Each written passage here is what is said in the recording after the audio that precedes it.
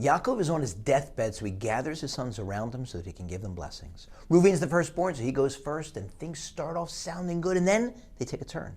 Yaakov criticizes Reuven for an event, an infraction that happened years and years ago, and explains to him that as a result of his headlong rushing into a decision, not thinking it through, Reuven has now lost not only the birthright, the ability to serve as the priest, that's going to go to Levi, but also the malchus, the kingship, that's going to go to Yehuda.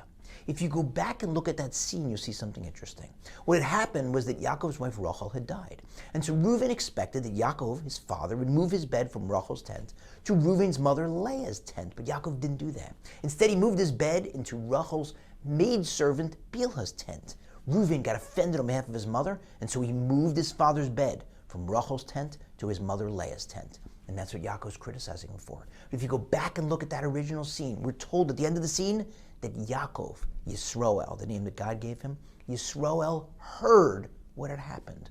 Why do we need to be told that Yaakov heard? Even if you were wondering back then, did Yaakov find out what Reuven had done? You'll know when you get to this week's Parshat that obviously he had heard because he talks about it in this week's Parshat. He criticizes Reuven. So why do we need this extra detail? The answer perhaps is that the Torah is highlighting for us that when Reuven committed this transgression, Yaakov heard, and that was it. He didn't punish him. He didn't say anything to him. He didn't give him that look.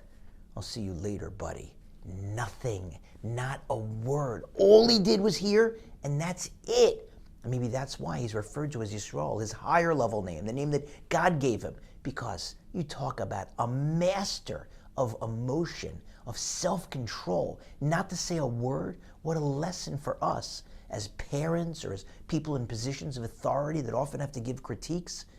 Imagine how much more effective it would be if we could go through the analysis that Yaakov did. He instantaneously realized that now is not the time, as the commentators explain. The reason he waited years to say anything is that he was worried. If he critiqued Reuven too early, Reuven might not be able to handle it. He might go off the reservation completely, maybe even join Esav. And so he carefully calibrated what he was going to say and when he was going to say it for maximum effect, because he wasn't thinking about himself. He wasn't thinking, I've got to vent. I got to get this off my chest. He was thinking, he needs the critique. I need to tell him what he needs to work on. So I need to do it in a way and at the time that will have maximum effect for him. What's best for him, not what's best for me. And we so often make that mistake because in the heat of the moment, with other people around, we feel like we've got to blast somebody, whether it's a kid or somebody that we supervise. Don't do that.